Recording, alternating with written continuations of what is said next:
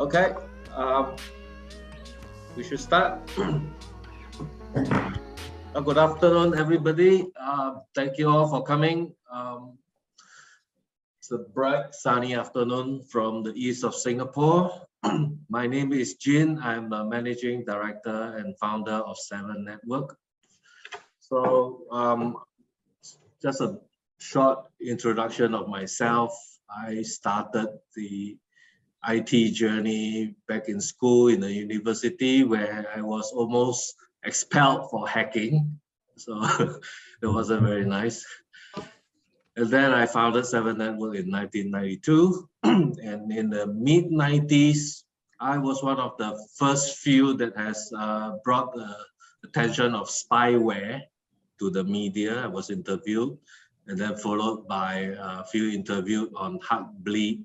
I'm sure some of you may have remembered, and the safety of using mobile apps. So I have always been in the interest of IT security. Right? And in view of the increased ransomware attack, as well other cybersecurity threats, along with my network of associates, we thought that we could bring out a full content, because all you hear is the firewall vendors trying to sell you firewall. You know, everybody has its place, but nobody actually give an overall view on how we can do this holistically. So is firewall enough? The question is, IT governance or user education, or to foster a data security or protection culture. So this is what we want to talk about today and bring some level of awareness to the audience, right? Just a bit of a statistics. Malicious emails are up 600% during COVID. Okay, and then in 2021, which is this year, the largest ransomware payout was made by an insurance company at $40 million. So we all know who's that. And in the Singapore's perspective, we also had a very recent case where hackers are able to hack OTP. You know, when you do online transaction, you ask for an OTP PIN, and the hackers were able to intercept that SMS and make online purchase. So that's real classic. We will talk a little bit about that. Now with me today, we have Cliff Chia. Cliff Chia is the Executive Director of Network Box Singapore, specializing in providing 24/7 managed cybersecurity services to global MNCs, large enterprises and SME in Southeast Asia. He's also a SGS certified ISMS ISO 27001 internal auditor. Cliff, would you like to introduce yourself a little bit? Hello, everyone. I'm the Executive Director of Network Box Singapore division. Our headquarters situated in Hong Kong and USA. Right, we specialize in providing the 24/7 managed cybersecurity services, such as monitoring, detection, and response, as well as SIEM, right, through our Singapore Security Operations Center to our global customers, MNCs, enterprises, SMEs within Southeast Asia. And of course, I'm trained SGS certified ISMS ISO 27000 internal auditor. So I look around people's infra and how their process work, whether they have left out something or not. Then I propose suitable solutions to help them to secure their gateway. Right. Thank you. All right. Thank you, Cliff. And next we have Ms. Sharon Teo. She's a CEO of Inspire Tech with 20 over years of providing IT solutions, particularly in the area of file security solutions. And Sharon is also one of the SG 100 women in tech in Singapore. All right, Sharon, would you like to introduce yourself a little bit? Thank you, Jin. Hello, everyone. I'm Sharon, co-founder and CEO of Inspire Tech. Our company was founded since 2000, and we've helped organizations in transforming their workplaces. And basically, we developed easy to use and secure software products and services. And one of our flagship products is called Easy Share. It's been deployed with more than 30% of our Singapore government agencies locally, and we also have distributors in the region and internationally. So essentially, we help companies in developing better file security in the area of data protection. So from a proactive backup to ways to recover your files. So in the course of our engagement with customers, we also shared a more comprehensive approach towards ransomware. Is of course beyond just buying solutions. So while I still advocate the effectiveness of our own software benefits, I'm grateful for this invitation by Jin from 7 Network for me to join this panel of experts. So during the rehearsal, we actually learned so much from one another, and I'm looking forward to our active sharing in a while. Thank you. We were having fun during rehearsal. Next, we have Mr. Liu Tianfat. Tianfat is a partner at 7 Network Pdpa division with 20 over years of IT management and governance. He is a certified Pdpa consultant with experiences in implementing Pdpa compliance for more than 10 organizations in Singapore. Tianfat, would you like to introduce yourself a bit? Thanks, Jean. Yeah, I am Tianfat here. So like what Jean said, I have worked in MNC for over 20 years in IT management roles, working closely in team management and compliance areas. So since I embarked on the Pdpa compliance, I have helped about 15 organizations to implement the Pdpa compliance. So really glad to meet all of you here today. The impact of a cyber attack like ransomware is not only to organizations, operations, and data. It may also include infringement to laws such as Pdpa, the Personal Data Protection Act. So from the PDPT's 2020 Personal Data Protection Digest, there's actually a record of enforcement decisions for 2019. It's about 4 companies that not only they have the attack of ransomware, they also infringe of the Pdpa. So they have fines because of that. So we are really looking at operationally helping organizations to be compliant to Pdpa, and that in today's context will have to extend to working from home. So how to carry out protections in terms of Pdpa, in terms of compliance to Pdpa when you are working from home. There will be a great difference, from working from office. So perhaps, in the questions that we will have later on, we will touch on some of these. So glad to share with all of you. Thank you. All right. Last but not least, we have Firdaus Salim. Mr. Salim is the head of Growth for Culture Forte, a training consulting firm that partners organizations around Asia Pacific to achieve results through developing their people. Now, Firdaus, do you mind introduce yourself?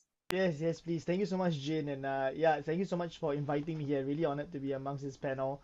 The attendees are probably thinking, what has ransomware got to do with culture, right? Exactly. So, why is this culture guy coming in here and talking about training and everyone's talking about IT? Well, we know ransomware attacks inflict damage on companies, not only on its systems, but also on the organization's biggest and I would say most valuable asset, and that's its people. And we know, and I think amongst us here, lots of IT directors and people in charge of IT, we can have the best systems. Cliff was just sharing with us a particular case study. You can have the best systems, but if your people do not see the importance of taking that extra precautionary step amidst their busyness, you know what? Ransomware is still going to affect your company. So it's about the systems, it's also about the people, right? Yeah. But beyond all this, we also know that it's the people that achieve results. And by results, we also mean revenue. It could mean profits. And in this case, specifically for this webinar, it means compliance so that people can do what they need to do in order for them to reduce the risk of getting ransomware.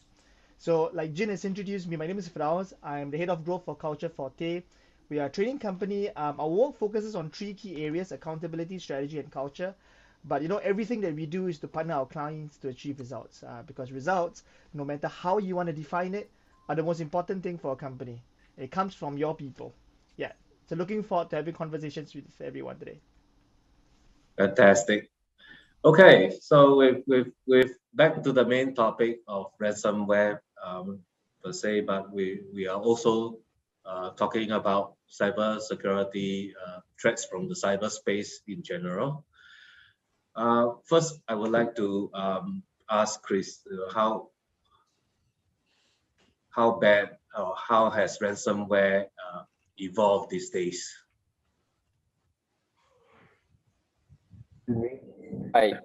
Okay, let me explain a bit about what is ransomware. Actually, it's a form of malware that encrypts the victim's files.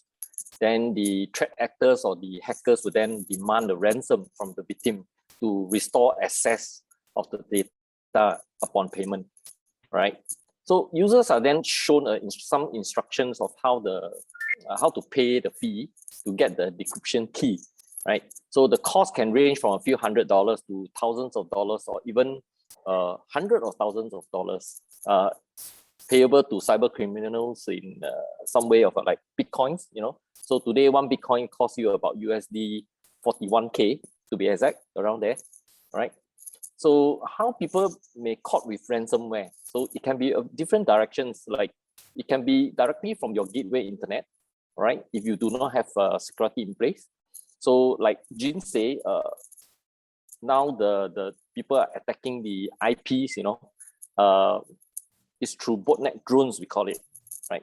So actually it's like somebody plant the command and control servers planting in Singapore cloud, right? So they are the ones who trying to put a DDoS attack, you know, denial of service attack, trying to attack every IPs they can. And then someone might, you know, get it, right? So it also can be through common public facing open ports. Like example, if for your ITs, you know that those 3389 ports, you know, people like to open it because for access from their vendors, access from their users, you know. For convenience, right? Yes, correct. They, you know, with gateway, even with gateway security in place, right? So once you open the door, even you have a security in place, it still goes through, right? So never be compromised in the way that you choose security over convenience or convenience over security. There's no 50%, 50-50, you know, right? Another way of caught with ransomware is visiting malicious or compromised websites. Even they are HTTPS, a secure website, right? So then the other one will be RDP, which is a very common, like people like to access through TeamViewer, you know, open on it the whole day, you know, trying to access. So you are saying that even if we access a secure website with HTTPS, we are still vulnerable to attack? Definitely, right, definitely. So, okay. So majority, of course, ransomware come from phishing mails, right? It's very common now. So users will click on the malicious attachments or malicious links, right? And there's also spoof mail, people trying to copy somebody's mail to act like you know him or you know her or, you know, something like that. And then they trick you into clicking into links, or even they have linked to phishing scams nowadays, right? Yeah. So the worst is the poor social engineering, like what Fida said, right? Very poor social engineering will cause the likelihood of getting ransomware is very high, right? So majority of, yeah, very high. Sorry, I have an experience of buying something online. Yes. And then 1 or 2 days later, I received phishing mail from DHL, supposedly, about my parcel being stuck in the custom, you know, asking me to click a link or something like that. Now, how do they do it? You know, how quickly how do they know that I have made a purchase task? You know, this will be a very good victim or potential victim to attack. So like I say, HTTPS, even DHL, people will spoof HTTPS DHL websites, right?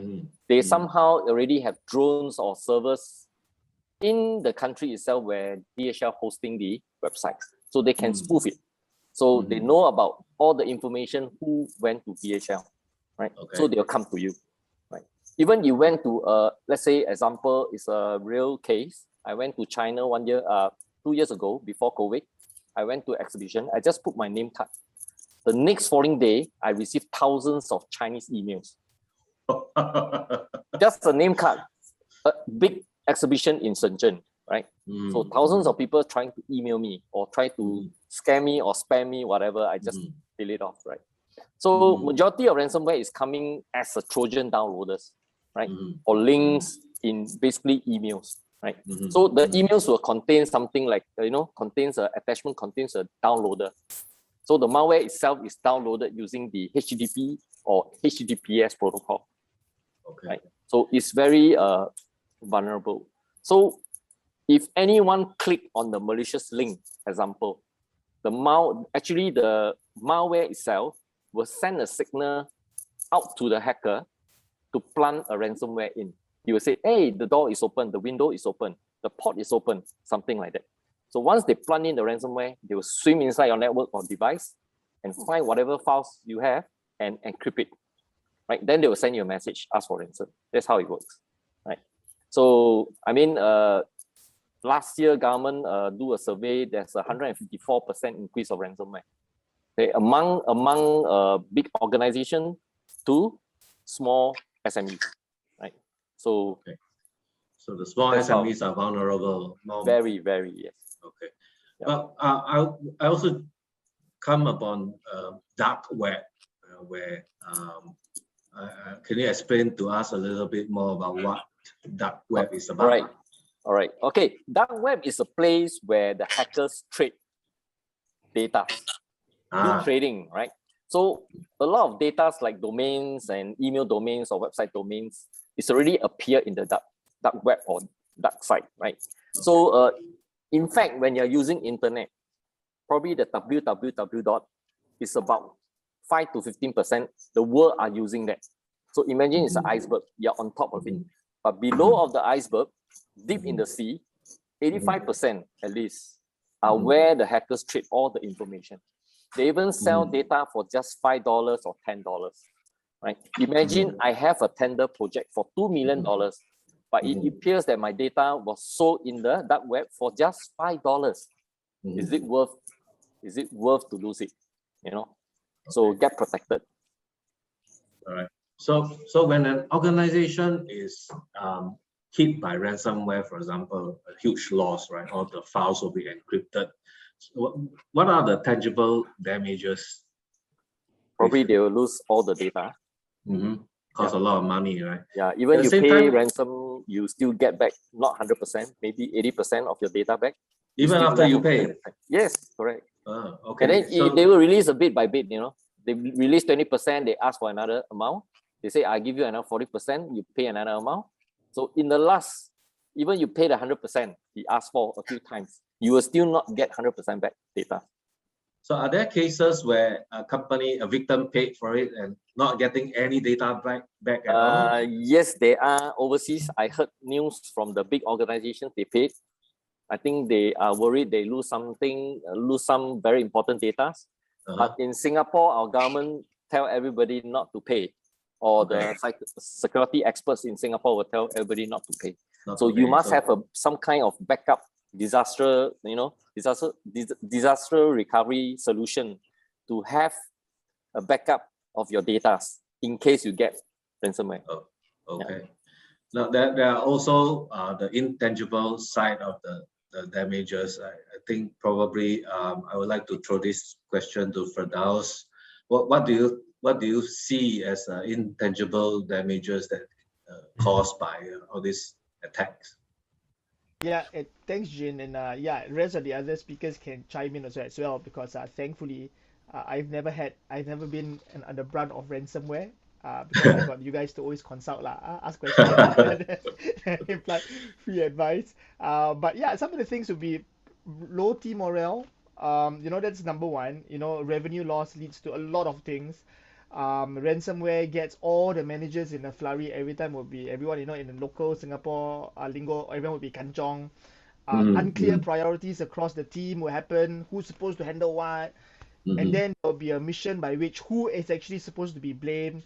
And usually the vendor will be blamed ugly, right? Vendor is easy, but internally, the boss will be screaming, oh, who's going to be blamed? As a result, your employees become less engaged, right? And then the whole flow of work gets disrupted. And all this happens, I think, amidst a situation by which we are all trying to stay afloat and survive and thrive in this new normal, right? How many times has that word been used? But it's an unnecessary expense both on your bottom line and both on your people line. Those are some of the tangibles, Jin, that are bound to occur. Just a small addition, Jin, before maybe you can pass on the question that probably Yeah, want to ask me or anyone else, yeah, is that if you look at all these things, low team morale, unclear priorities, employees become less engaged, high turnover, in the business that we do, we don't need a ransomware to activate all these things, lah. Ransomware is the pinnacle of all the bad things from IT side that can happen. But actually, if you yeah. look around at your employees, are your team facing some of these symptoms? If they are, then there's a risk that, hey, all the compliance and all the things that you've really planned and all the strategies and all the systems, you might have the best of them, but if your people are facing all these symptoms, they might not be implementing any of them. And so that's a risk that you need to take note of. Yeah. Yeah. It's quite a observation that I've made is that quite a few people actually know what ransomware is. But when you talk about malware, they've never heard of. You talk about cyber threats, they've never heard of. But ransomware seems to be a term that everybody is very, very familiar with. But the thing is, when companies are all focusing on infrastructure in the office, right? They put it top of the end, firewalls, protections, antivirus, and then the COVID comes in, and we start to work from home. This new remote working model now, how vulnerable are we? I would like to ask Sharon. I think that's also something that a lot of companies worry. I think the fact that prior to COVID, they had a lot of opportunity to digitalize or empower their staff to work in remote places, but they didn't do so. But because of COVID, everybody started to scramble. So I think the issue here is that they grab whatever technology they think can protect them. And then after that, they thought that since I put in some investment, I'm quite assured. But the reality is that you can never be assured, right? So we have cases, of course, customers inquire about certain solutions. And I believe Cliff can also attest, right? Because of that, there's definitely more, some companies will probably invest in VPN. Some of them will say, no, I will just rely on certain cloud technology. And I think nothing wrong with cloud technology. I think what's important is when companies actually acquire solutions, I think it's important to validate whether your cloud partners or cloud vendors that you use, are they also well protected and secure? Because you never know that whoever that you park your data with is actually subject to potential attacks. So that's one. The other one is actually we have to look at perhaps from an employee's point of view, do they even know how to equip themselves to protect whatever data? But I think the reality is because they all scramble to work from home, before they got an opportunity to think about security for the company, they are like just grumbling like, oh, I can't even finish my work. It's so stressful, this and that. Then I guess that's where Firdaus can comment a little bit, right? Like, how do we address this cultural issue? And especially when we got to first make sure that our staff has their sanity. And then the next thing is like we tell them, hey, by the way, you must be more compliant and you must be more security conscious. They're going to be like in the past, it's like, I don't care, IT is doing it. I just come to office to figure out the security. But now it's like, I do my work and I still need to take care of my security. So I think, essentially, I think companies do feel more vulnerable unless they are pretty sure they have actually put all the ring fences in place. But I think processes and people are always something that is very vulnerable. So the way ransomware works is that it seeks all the files that is available on the file server, and then they start to encrypt everything you can see, right? In your perspective, does putting in a application in front of those files works? So that when the ransomware attack, then the malware actually cannot see the file task, cannot encrypt. Is that a good solution? Certainly. So, of course, what we advocate is customers should look into certain endpoint.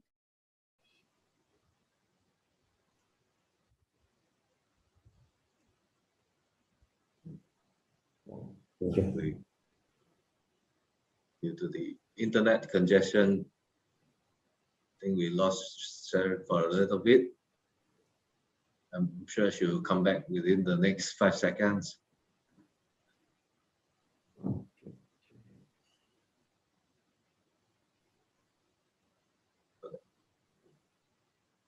Well, maybe then I'll just move on to posing a question to Zoom lock. That's a term for it, is it? Zoom lock. We'll pose a question to Tian Fat. How do you think from the Pdpa perspective, right? How could it help protect organization against such an attack? Yeah, thanks for that question, James. I think a lot of time organizations is looking at compliance maybe as the last things in mind other than the business operation. So now it is actually more important that more so that we have to make sure that the compliance is actually operational and not just on paper. Yeah, because when you have built all the SOPs and ensure that you do the briefing training to the staff, then it actually will be helpful for them to be able to protect the organization from all these attacks. Yeah, so it is more crucial that all the IT solutions have to think in terms of how that can extend to home-based users, and for all the practices and operations practices, how it should be revised to a mix of office user and home users. So all these will have to come in place, because I think in terms of the Pdpa compliance, if the company is really operationally implementing it, there's actually a lot of good practices that when you are protecting the data, you'll be protecting the organization from all these attack as well. So compliance, actually there is big areas where it's actually across to different areas, not only just to personal data, but into IT security and into even IPs and all that too. So if that whole arena is being practiced properly, it actually will help the organization to have a very strong hold, in terms of making sure that they are well protected. Yeah. So in PDPC's perspective, is there a small coverage mentioning about governance against such an attack? Because actually under the Pdpa obligations, there's one that's protection. So all organization has the obligation to protect the data that they own, they collect, they use, or disclose, right?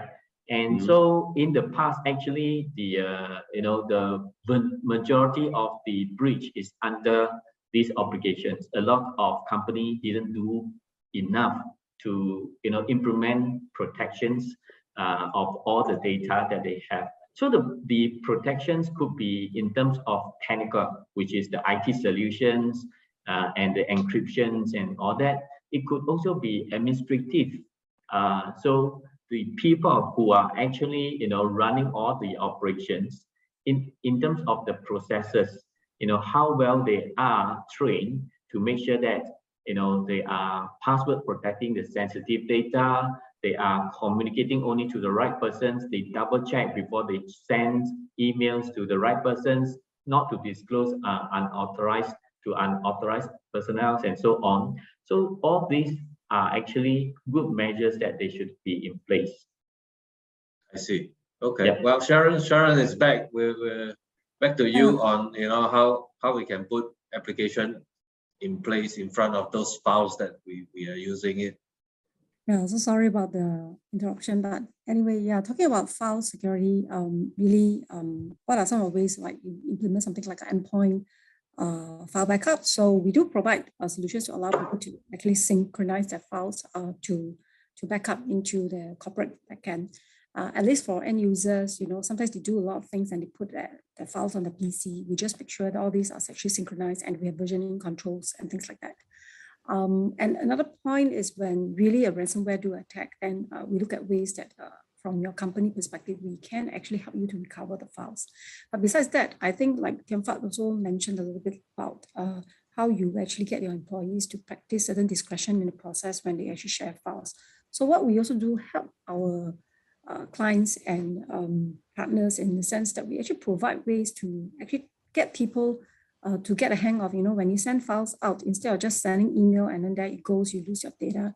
We look at ways that we could actually protect the whole file sharing process through sending a secure link, perhaps even for the other party to actually retrieve the files. They have a way to access it through OTP. So there are various mechanisms that when you actually put in place a solution where you actually get your staff to follow a certain process, yet it is still quite user-friendly for them to do so, they actually become more security aware. So that itself, firstly, we actually help them to be more compliant to certain Pdpa process.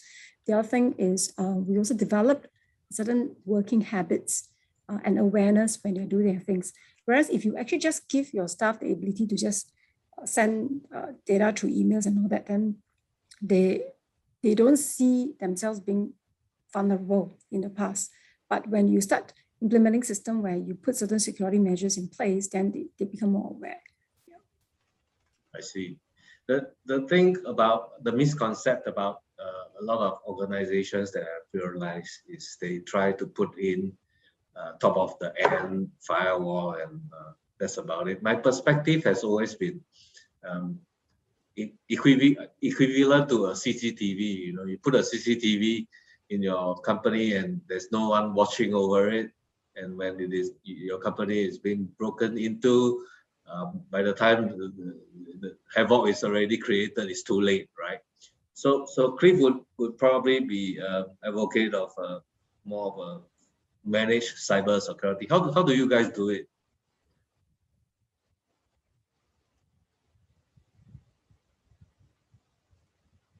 If you're muted.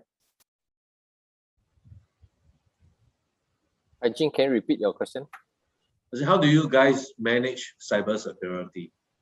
Okay, what we do is we provide the solution, our solution. We deploy our device on-site to a customer on-site, right? Then we do configuration for them. But before that, we have to check the on-site survey on their technical aspects, requirements, and infra, what they need. So we will cater, so-called customize the security features and solution for them to use, right? Then from them, we actually we do 24/7 monitoring, right? Then we do detect any attacks, and then we respond to it by blocking it from coming in. So you have people watching the network 24/7, non-stop? Yes, in our security operations center in Singapore. Okay.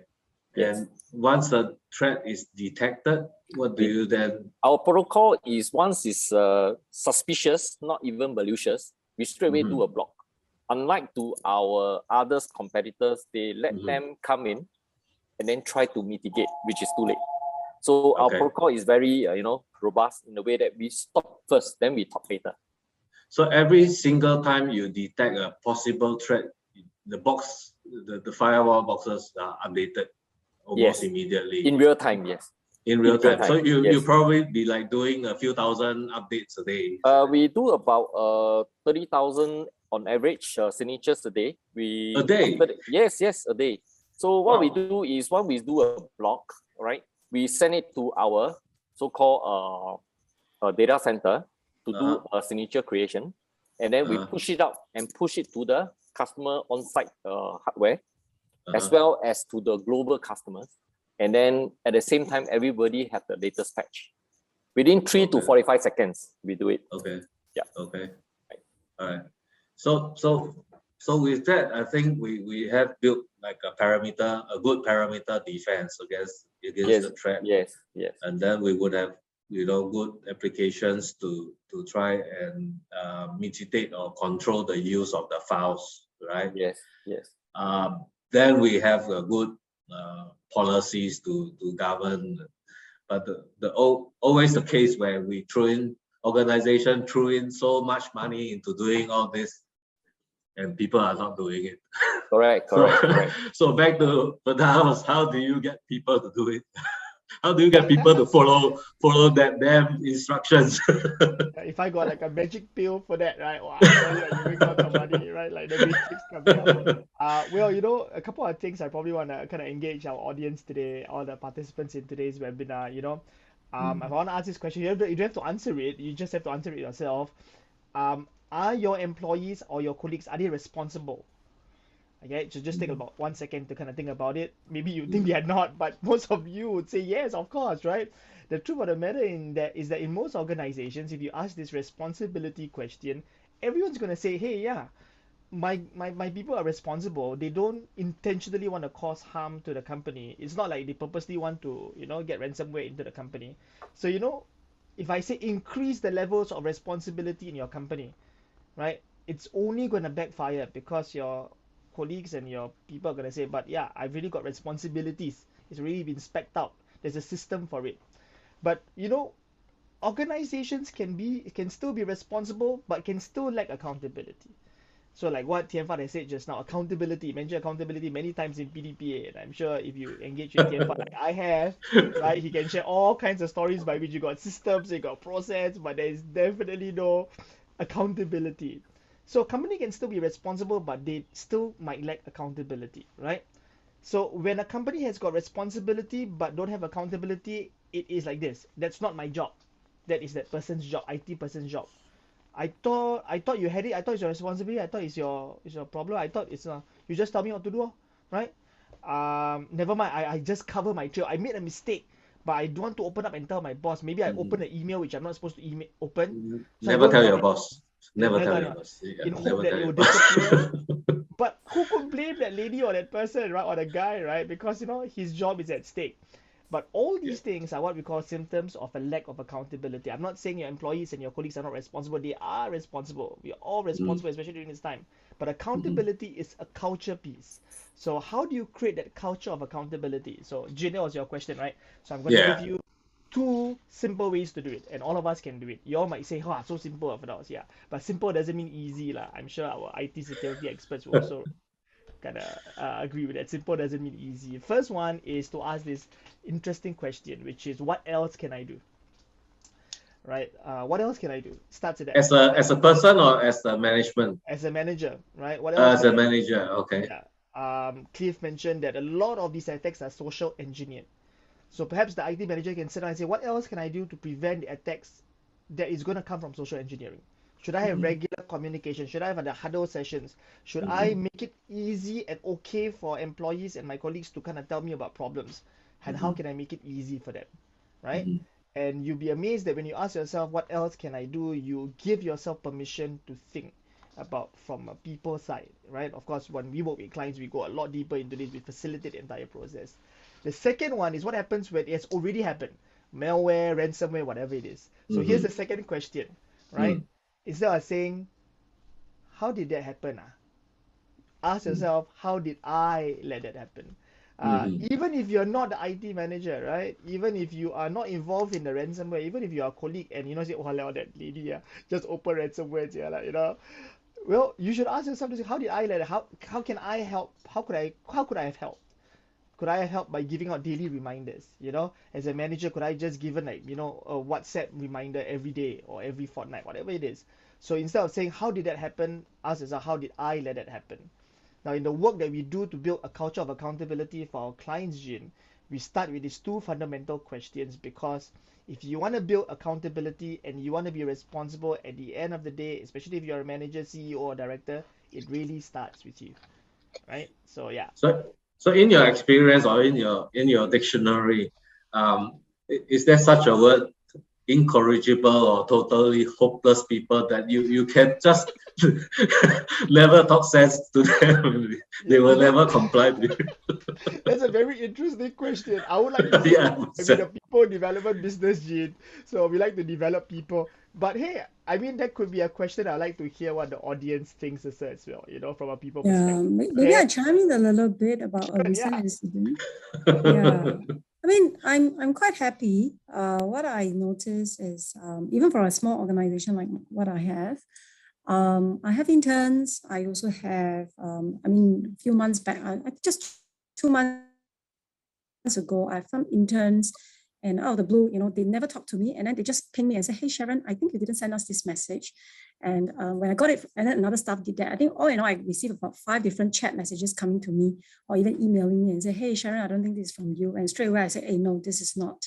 So I noticed that our people are quite security aware, and I really applaud them for that.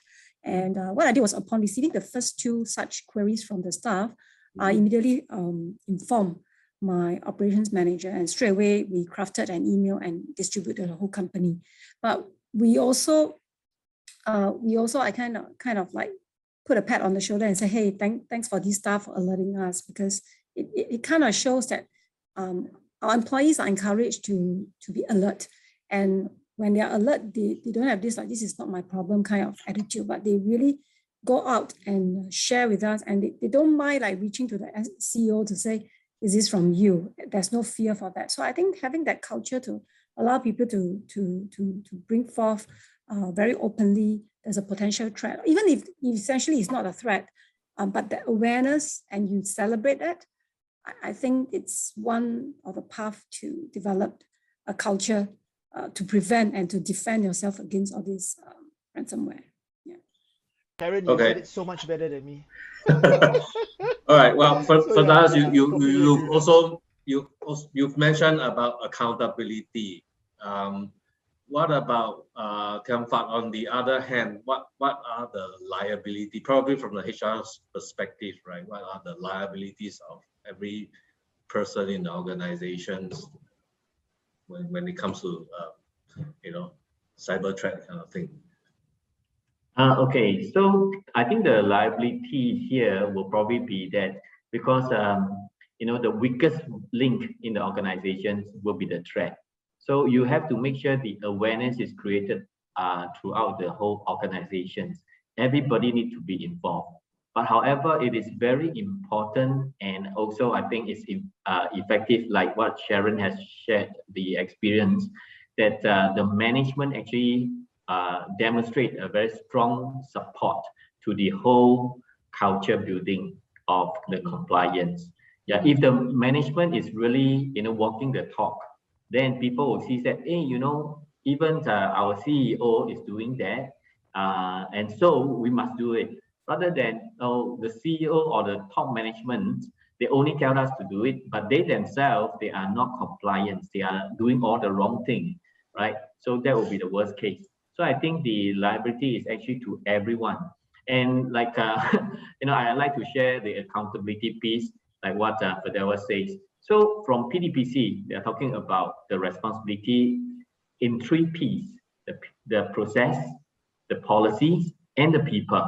So you might have the policy in place and you have the process to support it, but yet you need the people to actually carry out the process that support the policy. So without all these 3 P in place, if you only have policies, but you don't have a process, and you're asking people to just make sure that they comply, they have no common standard process to adhere to, right? So everybody will be doing different things.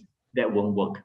But if you have process, but there is no policy to tell, the company, why do they need to do this process? So people will not be able to refer to what are the policies that we should, what is the direction? Yeah. So all the 3 Ps is important. Yeah.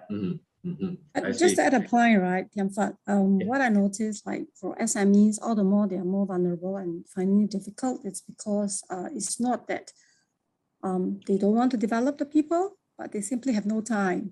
So I think a lot of us, we ourselves also come from SMEs, and I believe if you would ask me, like, do I have a security expert that can do what Cliff has mentioned? The answer is no. Do I have a people manager who can go about, educating our staff and things like that? The answer is also no. And do I have a very strong security or policy manager that can go about doing that? Usually, they will have some people who will double up multiple roles in a company. So I think one thing I thought I'd like to share is sometimes for companies, we should really look for partners to work with us. Like, for example, in areas that we know we are not so strong with, perhaps we can partner with services vendors to support us They are like having a part-time staff working with us, but they provide the expert in this area. Like for example, I'm not a Pdpa expert, but I know I can tap on Comfort or the Pdpa expert, and maybe he can come in and help me put in place a better Pdpa policy, and perhaps even help me in my journey, for example, to get a data protection trust mark. We've been encouraged to take all this certification and all that, but we just don't have the bandwidth. And like even for mentoring or perhaps even coaching staff, we can have hours to come in to build a culture, and sometimes share with the management, because sometimes as management, it's not that we don't want to do, but we may not be equipped or know how to do it so well. So we can have a partner like Fidalis to really come in to help us. And of course, last but not least, I think Cliff, he has he can be updating 20 over thousands of risks at one go. And this is not something like I can hire somebody and say, hey, can you make sure that you ensure you update 20 over thousands of all these risks and all that. Yeah.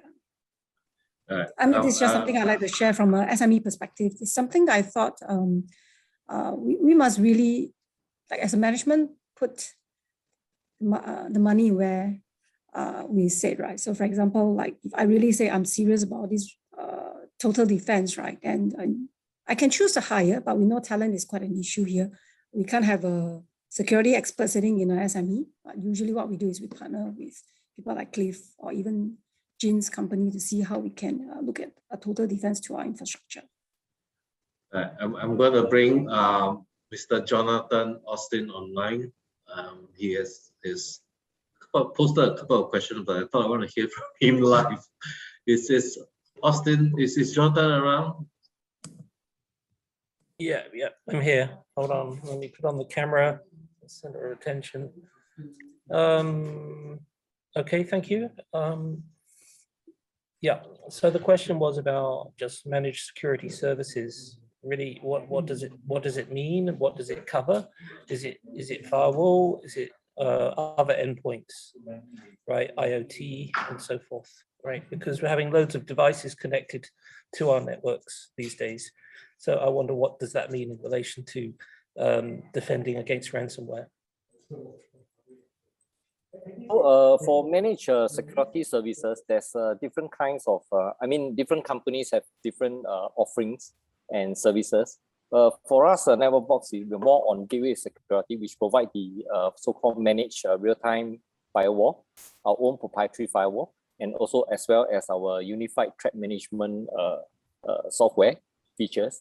And then we have engineers in our SOC where managing, monitoring, detection, and response to the traffics of your firewall on site, right?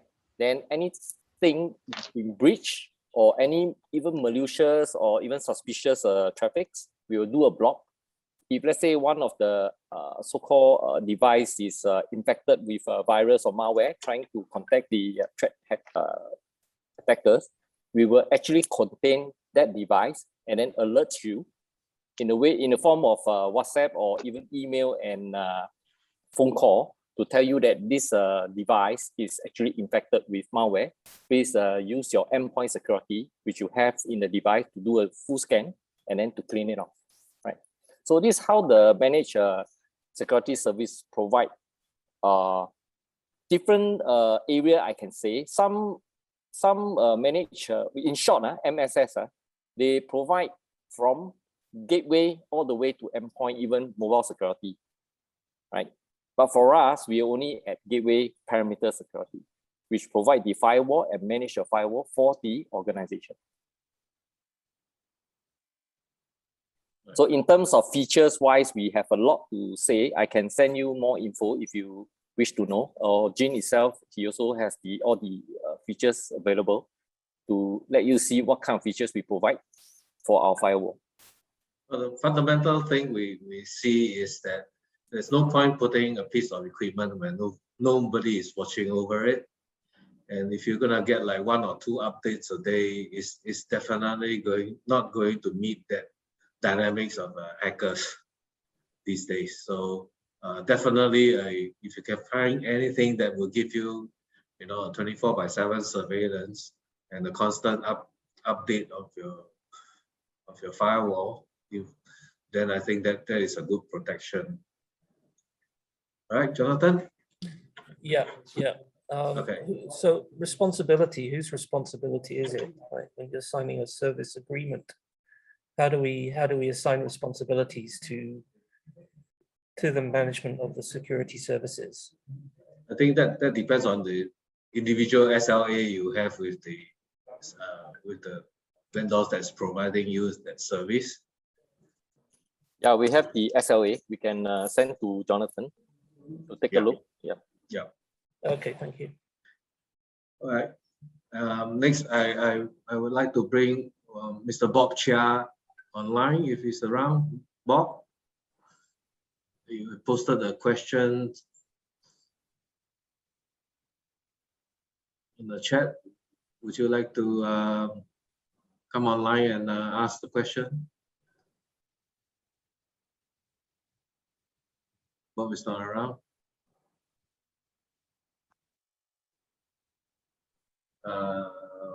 Okay. Well, let me just read out Bob's question then. It says, Bob asked, what is the best architecture setup suggest to MNC to enable users to do file sharing and collaboration to outside companies? So this probably would be a question to Sharon. Okay. Architecture setup. I don't know what kind of, it depends on the context of the MNC, right? Some of them may, first of all, I think you need to study what kind of architecture do you already have in place, or do you have a preference to put in cloud?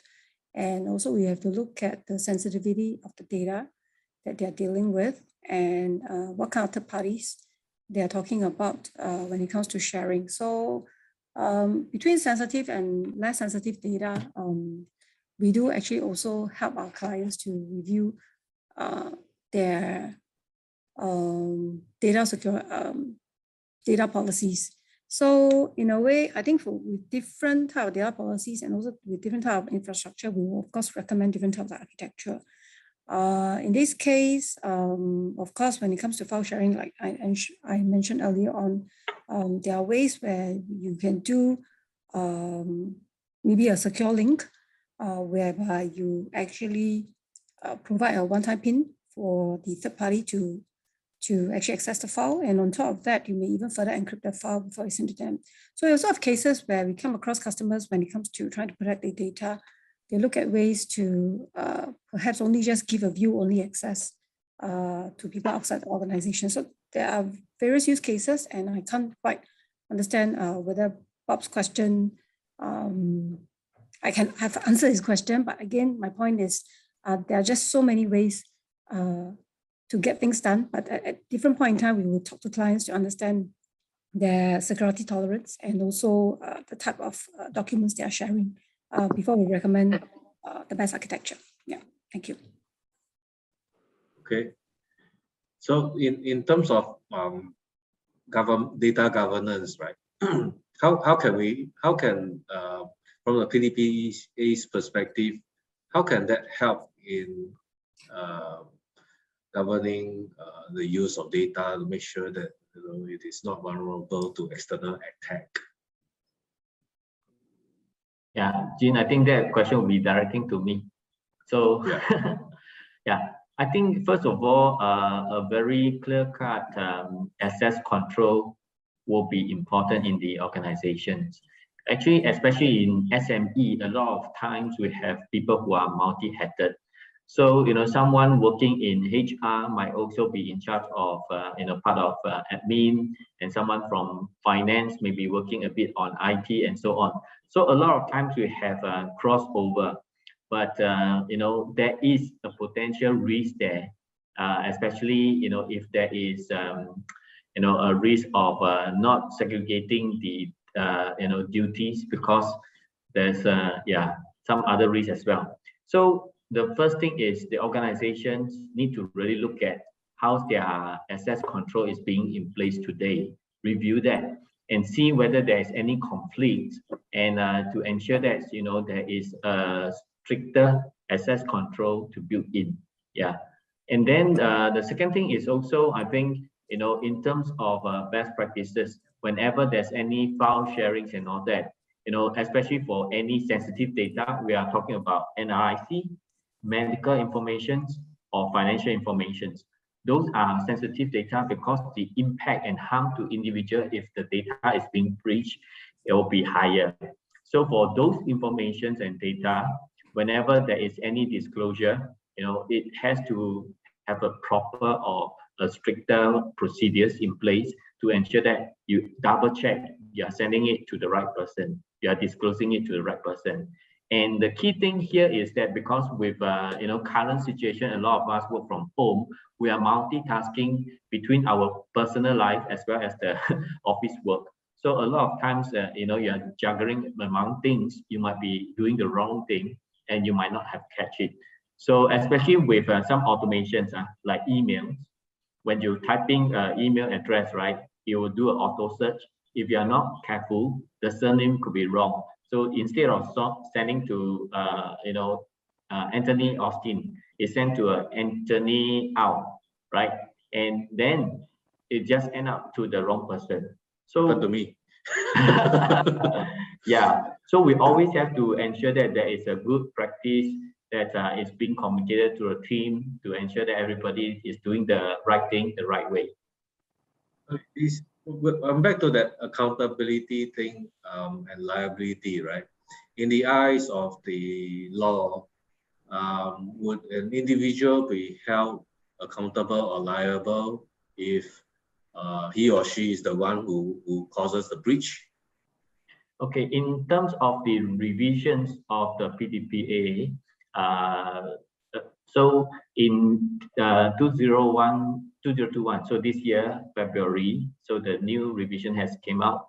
So actually there's a jail term to the individual, but yes, the jail terms is if any individual or those working under organizations having ill intentions to perhaps sabotage the organizations and purposely do some things that is leading to a data breach, there could be a jail term. So PDPC has been empowered, in terms of the penalties that they can, impose on organizations. Yeah, because since 2012, the Act released, and then 2014 is active. Till now, it has been already 7 years. So there is no excuses for organization to say that, I do not know anything about PDPA. There's a lot of training courses. There's a lot of articles, and PDPC is publishing the digest every year to share with the public what are some of the cases that has actually data breach and how to prevent them and so on. So there is already no excuses for people to say that, oh, I really do not know, but innocently I did something wrong. So yeah, and now there's jail term as well, and they have also bring up the maximum fine. Yeah, it used to be 1 million, and it has increased to 1 million or 10% of the annual revenue. Yeah, although this will actually be in place later part of the year or next year, but it's already confirmed that this will be the maximum fine that PDPC can impose on organization. Yeah. Okay. So for Comfort, I got one question. Let's say every companies, even SMEs, must have a DPO or something, acting DPO or something. Is it compulsory? Yes, it's compulsory. All organizations must have a appointed DPO. So this is not just if you appoint someone but without communicating to the organization, your organization doesn't know who is the DPO, and the DPO is not doing anything. It's only by name, or by positions, right? So that doesn't work. You really have to officially appoint someone, and there has to be evidence that the DPO is actually, carrying out, activities to ensure the organization is compliant to PDPA. All right. But to the audience, do you guys have any questions that you like to ask? Feel free to either put it on the chat, or you can choose to ask online.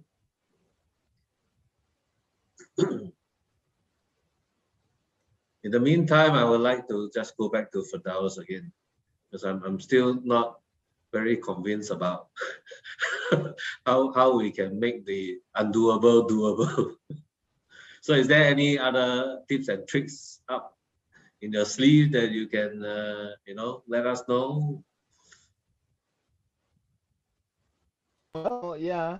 So actually, no tips and tricks, because then, if you say developing a culture of accountability is really, I won't say a very long-term effort, but it does take effort. So hence, the tips and tricks has to be implemented, right, in a more intentional way. So amongst the work that we've done with our clients, right, they'll always ask for a quick tip like what Jin has done. What is that one particular small tool or skill or practice that can have so much multiple results, like it multiplies itself just by having that one particular system, practice, tool, or skill. And we work our accountability practice is based on a leadership brand that has got international experience that we represent here in Singapore, right, which has got over 20 years of that global experience. So we are drawing from their level of expertise and their 20 years of experiences as well. So that's why we represent their brands. And when we provide an insight, we leverage off what they had experienced. And you'll be surprised, right? This one particular tool, skill, framework always comes up. And whenever we work with our clients and we ask them to implement this and we check back about returns, and the returns will always multiply itself. But it takes effort. Sounds simple, like again, a lot of IT stuff as well, but simple doesn't mean easy. So you guys ready for that one particular tip, right? Since Jin asked for it, right? Is it Yeah, very Jin, you wanna- important for the top to commit? Or Jin, you're gonna have a okay. So it's a quiz again. Well, yeah. So maybe, right? Yeah, but not that, right? It's Sharon Wait, has Chong Liang. mentioned something. Yes, who said something? Yeah. What's that? Someone wanted. Yeah, make a guess, guys. I tell you what. If anyone can guess correctly, I will give you from Culture Forte a free book. Yeah, I've even got the free book here. I'll show you the free book. Yeah. It's yeah. So I'll give you guys this. Yeah, this is the book that we based our concept on. I got a bunch of these like. So anyone wants to give it a try? Yeah, let's have a quiz. Uh, so no money, you got a free book. I'll mail it to you. I'll pay for the mailing. Yes. You can face to face. Yes. Someone say something? No. What's that one particular tool or practice lah? Sharon mentioned it just now because she's doing it with a company, right? And I think she's continuously doing it with a company, right? From what I can hear from Sharon, they're building quite a great culture there. Okay, no guesses? Okay, let me see. Look at chat. Okay. Yeah, Risha, yeah, it's a new book, Risha. I got you. Oh yeah, don't worry, it's a new book. So yeah, you have to read it, if I give you the book, we have to meet up and then you have to tell me what the book is all about. Like to Send share the book. class. Send the book. Okay, never mind. All right. Yeah, I'll send over. Give me your address. But it doesn't take up too much time, and I'm sure you got questions there. Anyone? 1, 2, 3. Okay, so no one wants to book. That's fine. If you still want to book, let me know, right? And that is really feedback. Asking for feedback. Again, it's not only about ransomware and all these IT issues that we're discussing. It's about really achieving results in all departments and all aspects of your company's life. We notice that when managers actively seek feedback, that means they ask their staff, hey, what feedback do you have for me regularly? In the companies that we consult, we start meetings with feedback. So, okay, guys, what are some of the IT issues that we have faced? What are feedback that how have you handled them over this past week? When you start your conversations and your discussions with that, especially when a manager is seeking it, right? It creates a lot of multiplying effects, right? So that's that one particular thing or tip that if you want, you can use. And there's also a way to ask it, right? If you ask, hey, you got feedback or not? Surely people won't ask, feedback. Like I got feedback for you is one of the things you don't want to hear from a manager. I got feedback for you means, he's probably going to give me some bad info or bad news. So that's the culture in a company, right? But if you make feedback right into a culture, it really empowers because everyone feels that, hey, my opinion and my views are being held, and I'm being held accountable.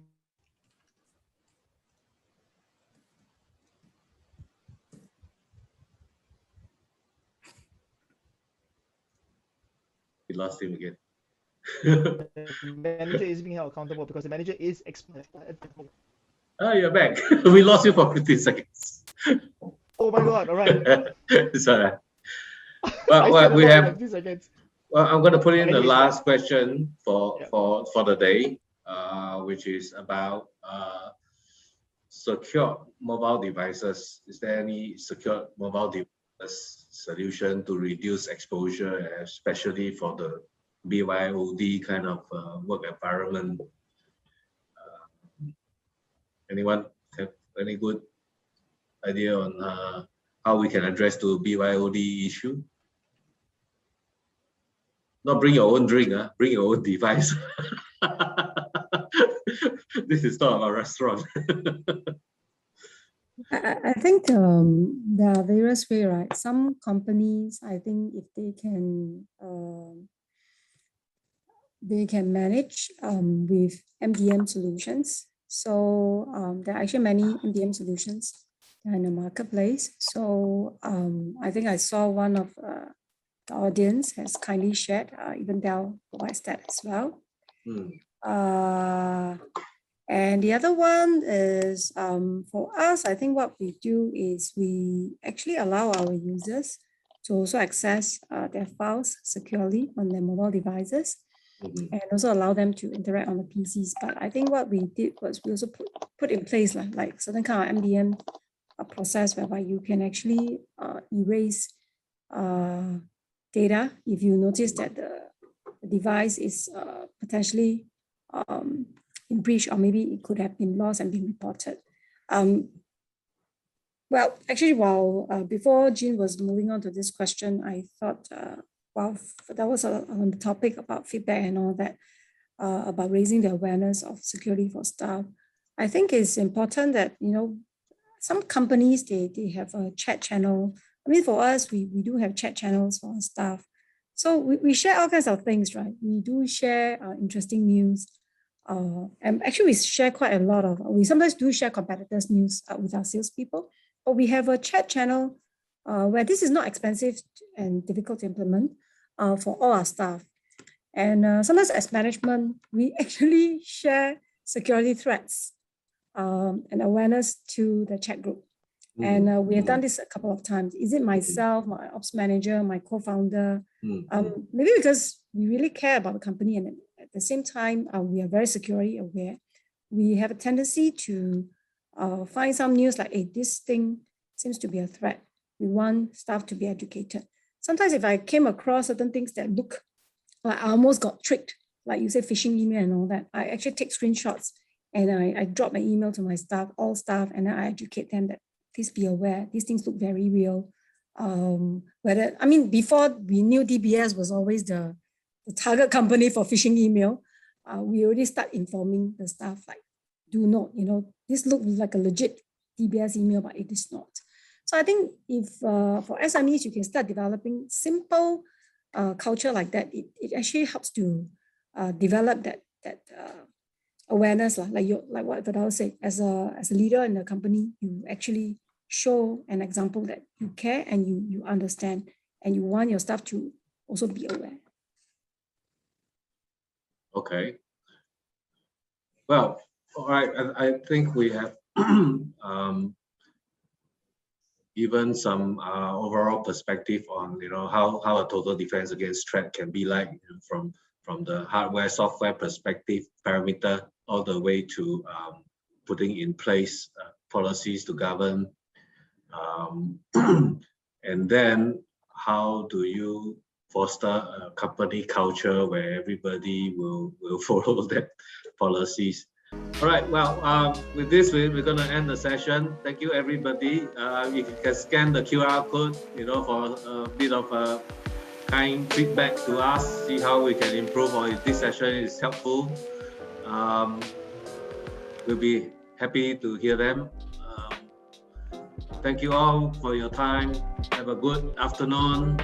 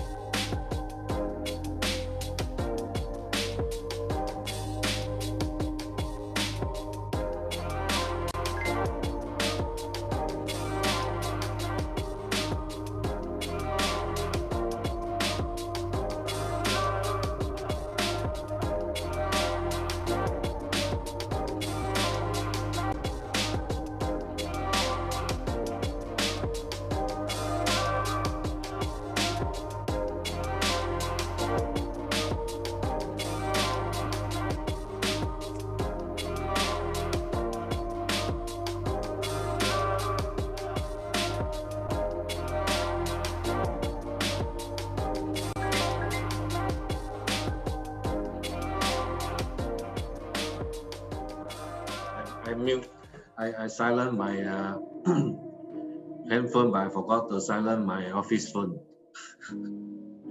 Rang 2 times, I'm gonna scramble to do not disturb it. Hey, is it just us only, or there's still other audience? Still a few people.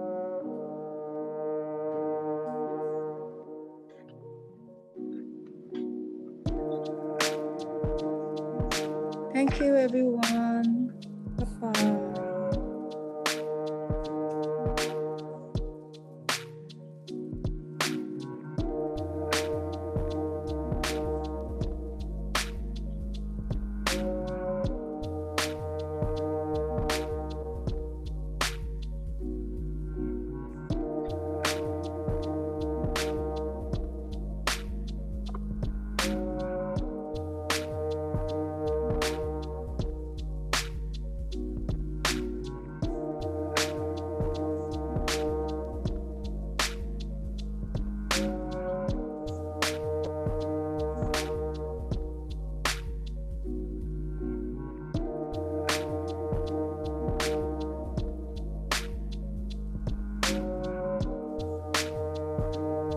All right, thank you all. Thank you, panelists. See you soon. Bye-bye. Thank you. Bye.